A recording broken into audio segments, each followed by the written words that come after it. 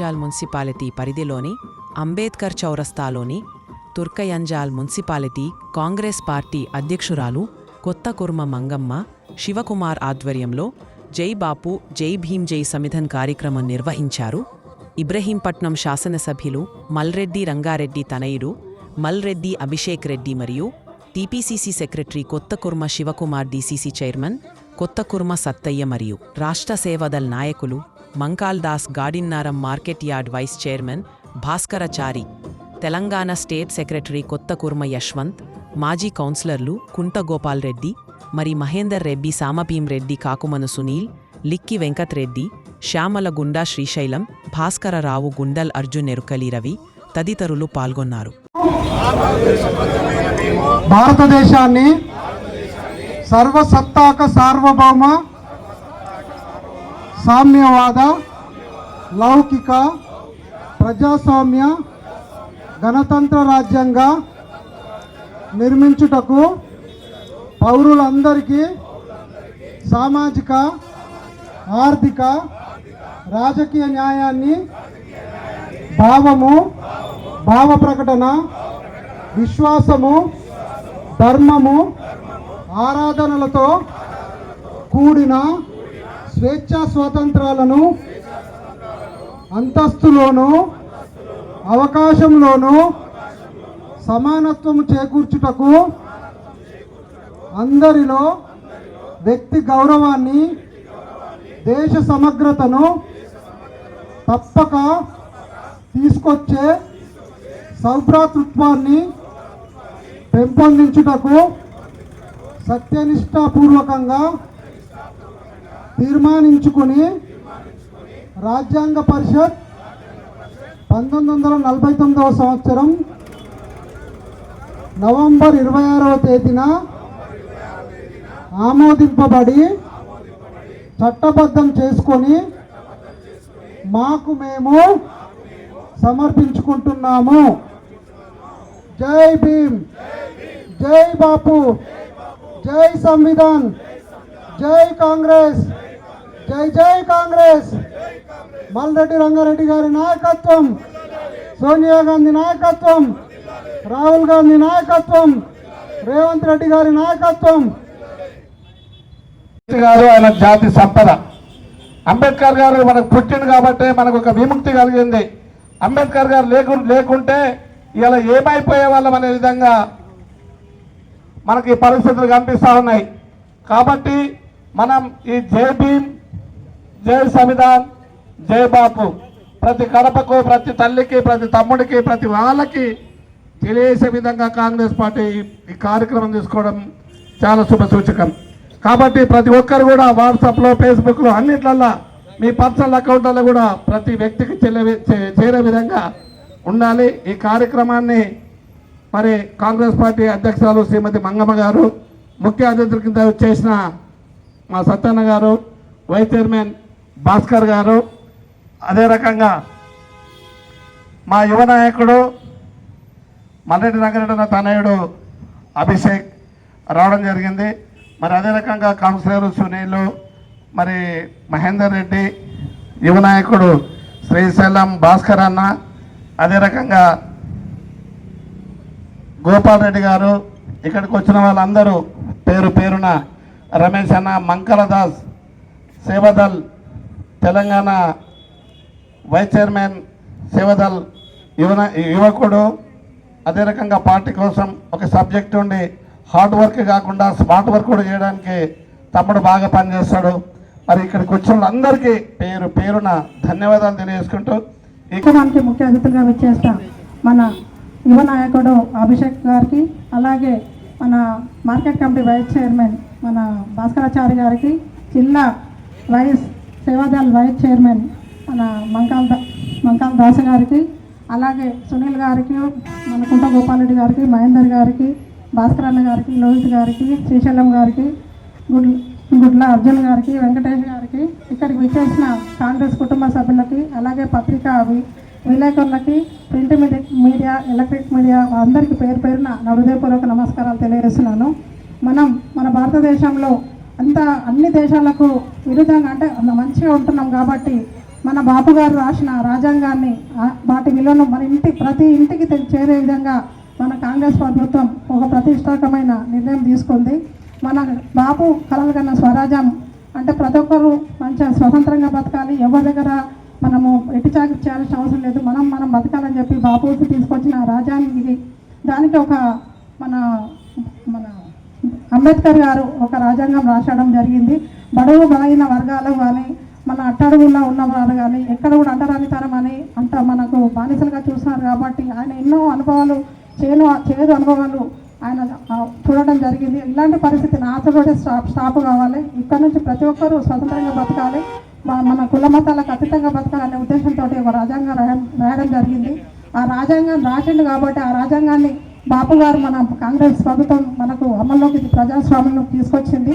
కాబట్టి అప్పుడైనా ఇప్పుడైనా ఎప్పుడైనా కాంగ్రెస్ ప్రభుత్వం ప్రజల కోసం ఆలోచిస్తుంది, ప్రజల కోసమే ఉంటుంది. కాబట్టి ఈరోజు మన రాజ్యాంగాన్ని మన కొంతమంది అంటే బీజేపీ వాళ్ళు మన రాజ్యాంగాన్ని విరుద్ధంగా మాట్లాడుతున్నారు. మన అంబేద్కర్ గారి గురించి కూడా అమిత్ షా గారు చెడుగా మాట్లాడింది. కాబట్టి దాన్ని అంతా ఖండిస్తూ తప్పకుండా ప్రతి ఊళ్ళో ప్రతి ఇంటి ప్రతి గడపలో మన రాజ్యాంగం విలువను తీసుకుపోవాలని చెప్పి మనకి ఇక్కడ మన పార్టీ ఆదేశాలు ఇవ్వడం జరిగింది.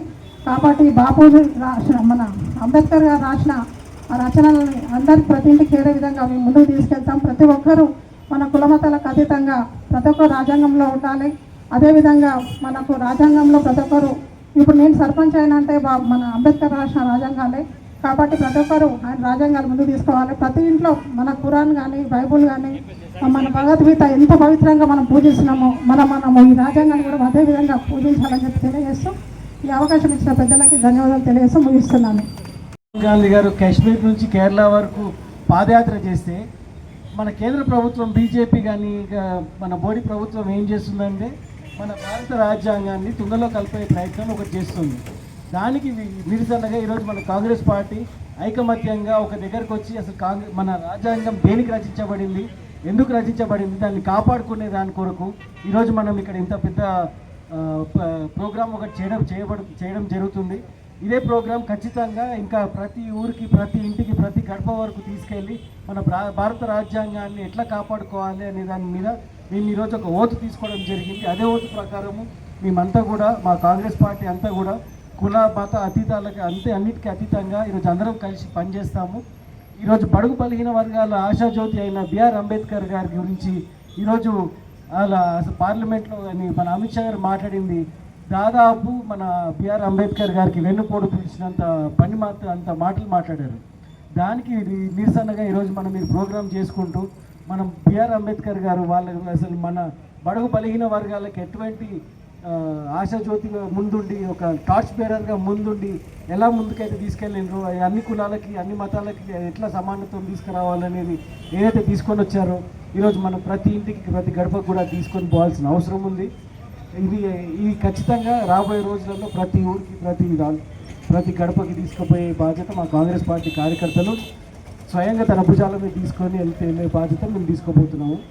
అదే రకంగా ఈరోజు వచ్చినటువంటి కౌన్సిలర్లకు కానివ్వండి, శివకుమార్ గారికి కానివ్వండి, మంగమ్మ గారు కానివ్వండి, వైస్ చైర్మన్ గారు అందరికీ కూడా మరి మరొకసారి కృతజ్ఞతలు చెప్తూ నాకు ఈ అవకాశం ఇచ్చినందుకు ధన్యవాదాలు. జరుగుతున్న సందర్భంగా అదేవిధంగా మన రాష్ట్ర యువ నాయకుడు పేదల పెన్నిది బడుగు బలహీన వర్గాల ఆశాకిరణం మల్లెడ్డి అభిషేక్ రెడ్డి గారికి, అదేవిధంగా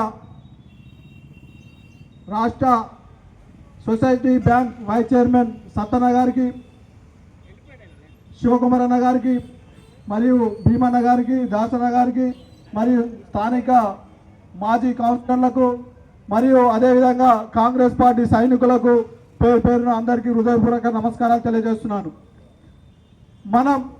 మన భారతదేశంలో రాజ్యాంగం నడుస్తుందంటే, మనము రాజకీయాలు చేస్తున్నామంటే అది అంబేద్కర్ గారు రచించిన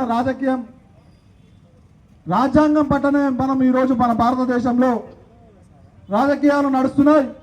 అదేవిధంగా మరి మన రాహుల్ గాంధీ గారు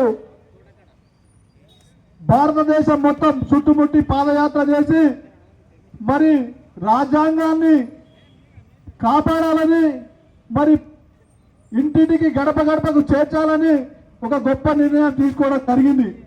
మరి మనందరం దాన్ని పాటిస్తూ మన నియోజకవర్గం ముద్దుబిడ్డ కాబోయే మంత్రివర్యులు మల్లెడ్డి రంగారెడ్డి నగర్ ఆధ్వర్యంలో మన నియోజకవర్గంలో మంచి బ్రహ్మాండంగా చేయడం జరుగుతుంది. మరి మనందరం మీకు సహకరిస్తూ ముందుకు సాగాల్సిందిగా కోరుచున్నాను. ఈ అవకాశం ఇచ్చిన పెద్దలందరికీ పేరు పేరున హృదయపూర్వక ధన్యవాదాలు.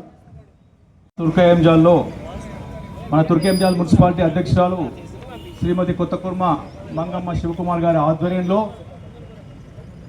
జై బాపు జై భీమ్ జై సంవిధాన్ కార్యక్రమానికి ముఖ్య అతిథిగా విచ్చేసిన మన ఇబ్రాహీంపట్నం యువ నాయకులు మల్రెడ్డి అభిషేక్ రెడ్డి గారికి, అదేవిధంగా టీపీసీ సెక్రటరీ కొత్తకుర్మ శివకుమార్ గారికి, అదేవిధంగా ఇక్కడున్న కాంగ్రెస్ నాయకులకి అందరికీ ముందుగా నేను నమస్కారాలు తెలియజేస్తున్నాను.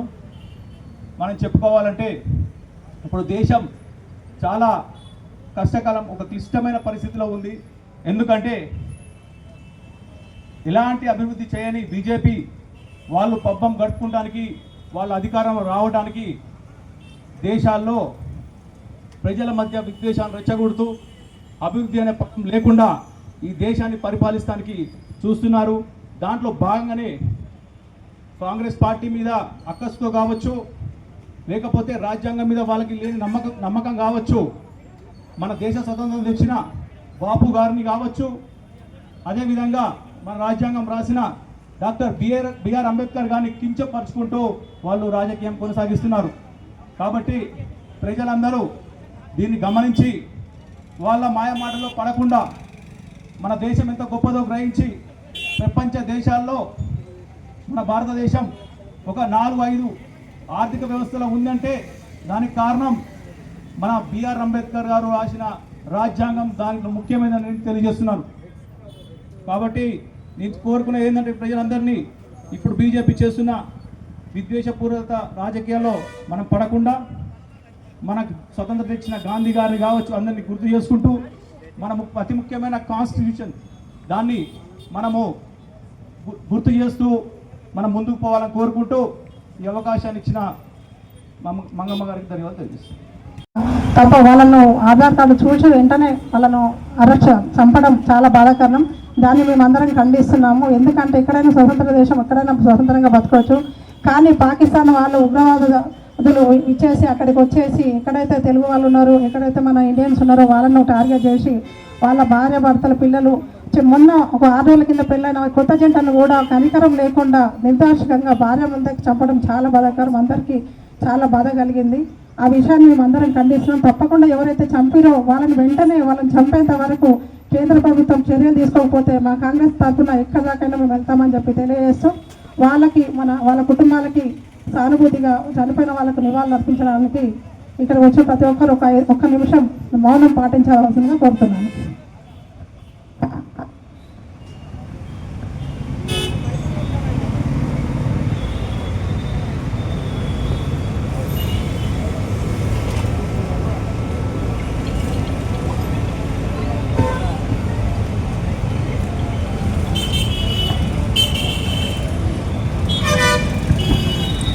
జై హింద్.